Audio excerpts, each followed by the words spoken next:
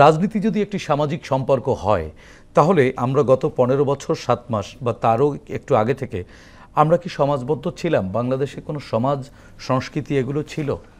যদি সামাজিক সম্পর্ক এবং রাজনীতির কথা বলেন তাইলে যে জিনিসটা বলতে হয় যে বিগত সরকার যে ফ্যাসিস্ট সরকার ছিল শেখ হাসিনা আসলে তো মানুষের সাথে সম্পর্ক ছিল সেই কথাটা বলা যাবে না।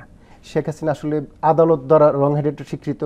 তারপর ওনার যদি আমলনামা আমরা বিশ্লেষণ করি, পৃথিবীতে এখন আধুনিকতার সময়, এখন ডিজিটালের সময়, এই সময়ে এসে 2018 সালে রাতের বেলায় ভোট হয়ে গেল।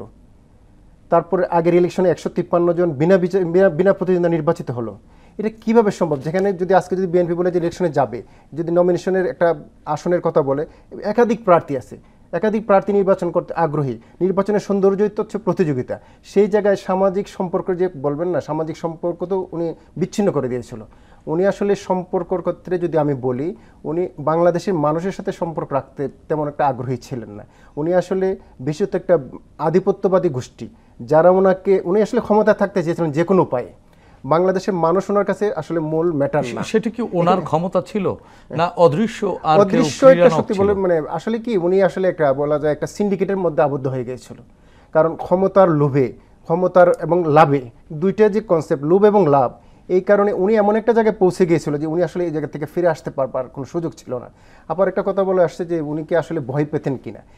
এই কারণে আসলে ভয় পেতেন, কারণ উনি তো এতগুলো যে অনিয়ম করছেন। আপনার যদি নির্বাচনের সংস্কৃতির কথাই বলি, কাউকে দাঁড়াতে দেয় নাই, একটা মানুষ নির্বাচন আগে রাত্রে ঘুমাতে পারে নাই।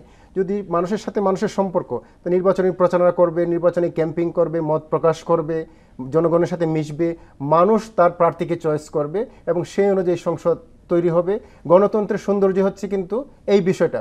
কিন্তু শেখ হাসিনা হাসতে হাসতে মনে হচ্ছে যেন যে ডেভিল, এক ধরনের ডেভিল, যে উনি তো জানতো, কারণ 2018 সালে যে নির্বাচন রাত্রেবেলা হবে, বিএনপি নির্বাচনে আসবে, ওনাদেরকে কিছুই দেওয়া হবে না।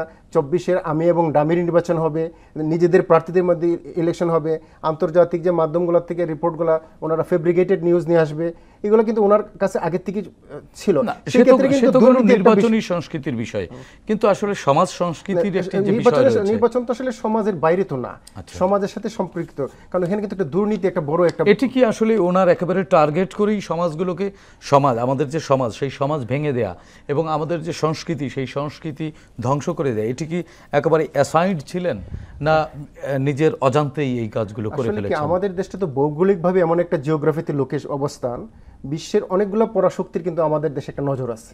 সেই দৃষ্টিকোণ থেকে বিভিন্ন পরাশক্তিরও তো অনেক ধরনের হিসাব নিকাশ আমাদেরকে নিয়ে। আমাদের মানুষকে কীভাবে পরিচালিত করে, মানুষ কোন দিকে যাবে, মানুষের কালচারটা কীভাবে, যদি আপনি এই কথা বলেন তাহলে দেখেন যে আমাদের যে ম্যারেজ সিস্টেম কিন্তু একটা বিশাল প্রভাব ফেলছে। বিয়ের বয়সটা উনি চেঞ্জ করলো, তার পরবর্তীতে লেসবিয়ান, গ্রে, এদেরকে নিয়ে আসলো। তো অনেকগুলো বিষয়ের সাথে কিন্তু আমাদের সংস্কৃতির সাথে কিন্তু একটা ব্যাখ্যাপ্য অবস্থা চলে আসছে। আমাদের সংস্কৃতির উৎস তো হচ্ছে বিভিন্ন কালচারের সংমিশ্রণ। আমরা হচ্ছে একটা সংকর জাত, আমাদের মাঝে আদিবাসী আছে, আমাদের মাঝে সনাতন ধর্মের মানুষ আছে, পাহাড় সমতল, বিভিন্ন জনগোষ্ঠীর মানুষের বসবাস। কিন্তু এই সমস্ত মানুষের মধ্যে একটা ফ্র্যাকশন উনি তৈরি করতেন।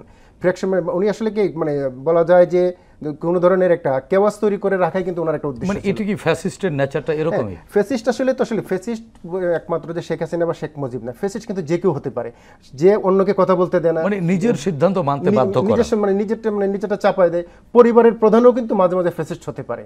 পরিবারের প্রধান যদি আমি যদি আমার মাকে কথা বলতে না দিই, সিদ্ধান্ত গ্রহণে যদি মায়ের কোনো ভূমিকা না থাকে, আমি কোন স্কুলে ভর্তি হবো শুধু আমার বাবাই যদি সিদ্ধান্ত নেয়, সেক্ষেত্রে মাকে যদি কোনো সুযোগ না দেয়, সেক্ষেত্রে আমার বাবাও কিন্তু ফ্যাসিস্ট হওয়ার সুযোগ আছে। ফ্যাসিজমের যে আপনার ক্যারেক্টারটা বিভিন্ন সময় কিন্তু বিভিন্ন মানুষের মাঝে আছে। এটা ইমাম সাহেবের মাঝেও আসতে পারে, এটা রাজনৈতিকবিদের মাঝেও আসতে পারে, শাসকের মধ্যে। কিন্তু শেখ হাসিনার মাঝে এমন পর্যায়ে চলে আসছিল যে যার কারণে বলা যায় আবাবিল পাখির মতো যে একটা বিস্ফোরণ। যে 2024 সালের আপনি দেখেন যে সম্ভবত এটা 14ই যে জুলাই, যে এই কোটা কি শুধু মুক্তিযোদ্ধা রাজাকারের নাতিপুতরা পাবে না, শুধু মুক্তিযোদ্ধা নাতিপুতরা পাবে নাকি রাজাকার পাবে, এই কথা দিয়ে কিন্তু সারা দেশ বিস্মৃত হয়ে গেল। পাশাপাশি 17 এবং 18 তারিখে 17 তারিখে সীমিত পর্যায়ে মোবাইলের ইন্টারনেট স্থগিত করলো, 18 তারিখে কিন্তু ব্রডব্যান্ড বন্ধ করে দিল। অথচ জাতিসংঘের 2016 সালের কিন্তু একটা ডিক্লারেশন আছে, ইচ্ছাকৃতভাবে আপনার ইন্টারনেট বন্ধ করে দেওয়া হচ্ছে মানবাধিকার লঙ্ঘন, যেটা 1948 সালের যে মানবাধিকার যে নীতি সেটার সাথেও কিন্তু সাংঘর্ষিক। পাশাপাশি যদি আমাদের সংবিধানের কথা বলেন, সংবিধানের সাথেও কিন্তু সাংঘর্ষিক।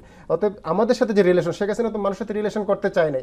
যদি রিলেশন করতে মানে ইচ্ছা থাকতো তাহলে রোজাদারকে কাঁঠালের বার্গার খাওয়ার প্রস্তাব দিত না, কাঁচামরিচের দাম বৃদ্ধিতে কাঁচামরিচ গুঁড়ো করে রেখে প্রস্তাব দিত না, আপনার বেগুনের বদলে পেঁপে ব্যবহার করার প্রস্তাব দিত না। অর্থাৎ ওনার যে রং হেডেডের যে আইডিয়া সবগুলো কিন্তু আমাদের মধ্যে অনেকগুলো রং আইডিয়া, রং হেডেডের রং আইডিয়াটা সবগুলো এক্সারসাইজ করছেন। 2024 সালে যখন সারা দেশ উত্তাল, বিভিন্ন বিশ্ববিদ্যালয়, পাবলিক বিশ্ববিদ্যালয়, প্রাইভেট বিশ্ববিদ্যালয়ের ক্যাম্পাসগুলো তখন রক্তে রঞ্জিত, ঠিক শাহজালাল বিশ্ববিদ্যালয়েও কিন্তু আন্দোলনকারীরা ফুঁসে উঠেছিল।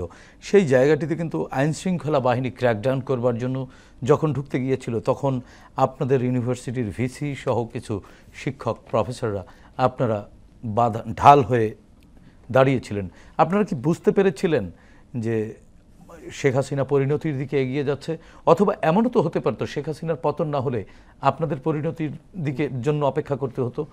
কোন সাহসে আপনারা সেদিন রুখে দাঁড়িয়েছিলেন? একেবারে স্টুডেন্টদের গায়ে যেন টাচ না পড়ে, ক্যাম্পাসে ঢুকতে দিলেন না। সম্ভবত আপনার ওই যে রংপুরে যখন আবু সাইদ মারা গেল, তারপরে শুক্রবারই প্রথম আমরা 31 জন শিক্ষক প্রথম আমরা মাঠে নামি। ওই জায়গাতে আমাদের ফিলোসফি যে জিনিসটা কাজ করছে, আসলে কি শেখ হাসিনা চলে যাবে কিনা, যে এই জিনিসটা আসলে ওইভাবে পুরোপুরি বুঝতে পারি নাই। বুঝতে পারাটা আসলে আমাদের কাছে গৌণ ছিল তখন। কারণ হচ্ছে কি, আমাদের মানে ওই যে আইডিওলজির জায়গায় বা আমাদের যদি বলেন যে মানবিকতার জায়গায় একটা শিক্ষক মানসিকতা, আমাদের কাছে একটা প্রশ্নবিদ্ধ ছিল। আমরা তো তাদের সামনে দাঁড়াতে হবে 2 দিন পর, তারা তো আমাদের সন্তান, আমাদের ছাত্র। ইভেন আমার ছেলে ক্লাস 7-এ পড়ে, সে কিন্তু আমাকে সরাসরি বলছে, বাবা তোমরা কোন মুখে ছাত্রদের সামনে দাঁড়াবা? সত্যিকার অর্থে তখন আমার মনে হচ্ছে যে আমি সত্যি কি মানে টাকার জন্য চাকরি করব, আমার কি মিনিমাম বিবেকবোধ কাজ করবে না? তখন কিন্তু আমরা সেদিন শুক্রবারে প্রথম আমরা র্যালিতে যাই। এবং আপনি ঠিকই বলছেন, যদি শেখ হাসিনা থাকতো আমাদের কিছু হতো কিনা। আমরা পুরো জানতে পারি যে এই 31 জনের ছবি এবং নাম তালিকা সব কিন্তু গণভবনে চলে গেছিলো। কারণ এটা তো আয়নাগর তো সব জায়গায় ছিল। আয়নাগর আসলে বিশ্ববিদ্যালয় লেভেলেও কিন্তু আপনার আয়নাগর ছিল, টর্চার সেল ছিল, বিভিন্ন বিষয় ছিল, এবং আপনার স্ক্রিনশট মানে একটা কনসেপ্ট যে আপনার বিষয় তো এই যে আপনার ভাসানী বিশ্ববিদ্যালয়ের ভাইস চ্যান্সেলরের বাসা থেকে অনেক স্ক্রিনশট বের করা হয়েছিল। অর্থাৎ আপনি কার সাথে কথা বললেন, কাকে মানে আপনার টেক্সট পাঠালেন, সবগুলো ছবি চলে যেত। সে সময় আমরা আসলে আতঙ্কটা আমাদের কাছে আসলে কোনো মানে গুরুত্ব পায় না, আমাদের কাছে গৌণ ছিল। পাশাপাশি যে মানে স্টুডেন্টদের রক্তটা আসলে কি, তারা তো আমাদেরই সন্তান, আমাদেরই ভাই, আমাদেরই মানে দেশের মানুষ। তাদেরকে এভাবে মারবে, অর্থাৎ তাদের দাবি তো ছিল প্রথমে কোটার জন্য, তারা চাইছিল আপনার অধিকার চাইতে গিয়ে সে তাদেরকে আপনার এইভাবে যে নির্যাতন করা হবে, এক পর্যায়ে তারা বাংলাদেশের নাগরিকই না, এই জিনিসটা চলে আসছে। ইভেন আপনার তৎকালীন স্বরাষ্ট্রমন্ত্রী তো আপনার এমনভাবে স্ল্যাং ল্যাঙ্গুয়েজ বললেন যে তারা লিমিট ক্রস করে ফেলছে। এবং একজন পুলিশ যখন বলতেছিল যে যারে মারি সেই শুধু যায়, আর কেউ যায় না। এরপরে আপনারা যখন শুক্রবার মাঠে নামলেন এবং ক্যাম্পাসে যখন আইনশৃঙ্খলা বাহিনী সদস্যদের ঢুকতে দিলেন না, এরপরে কি আপনাদের উপরে কোনো প্রেশার এসেছিল কিনা, বা কেমন প্রেশার এসেছিল? প্রেশারটা আসলে মানে খুব বেশি আসে নাই, কারণ হচ্ছে তৎকালীন সময় তো সবাই মাঠে নেমে চলে গেছে, সব শ্রেণী পেশার মানুষ কিন্তু তখন মাঠে চলে আসছে। তখন ভয়টাকে আসলে আমরা জয় করে ফেলছি বলা যাবে। কারণ এদেশের রাজনীতিবিদ, এদেশের আপাময় জনতা, মানে এই যে জুলাই বিপ্লব কারো একার সম্পত্তি না, কারো একক যদি প্রপার্টি, সবার আবেগের জায়গায়। ইভেন মনে করেন যে নারী পুরুষ সবাই কিন্তু মাঠে নামছিল, শুধু মুক্তি চাইছিল, যে আপনার সে কথা বলতে চায়, সে অধিকার চায়, সে স্বাধীনভাবে বাঁচতে চায়। এই যে মানে তাড়না, এই তাড়না থেকে এমনভাবে তার মাঝে একটা উন্মাদনা তৈরি হয়েছিল, যেই উন্মাদনার কারণে সে আসলে পিছনে ফিরে তাকানোর সে আসলে ফুসরত পায় না। এই পিছনটা নিয়ে তার আসলে ভাবার কোনো আসলে অবকাশ আসে নাই। কিভাবে তাদেরকে সহযোগিতা করা যায়, একবার ইন্টারনেট বন্ধ হয়ে গেছে। আমার মনে আছে যে আমরা কিন্তু পাশে যাদের বাসাতে আপনার ওয়াইফাই ছিল, এই যে VPN এর মাধ্যমে বিভিন্ন মাধ্যমে তাদেরকে আমরা সহযোগিতা করার চেষ্টা করছি। অনেক মহিলা তাদেরকে পানি খাওয়ানোর ব্যবস্থা করছে, অনেকে তাদের বাসায় আশ্রয় দিয়েছে। ইভেন ঝাড়ু নিয়েও কিন্তু মহিলারা পুলিশের দিকে তেড়ে গেছে।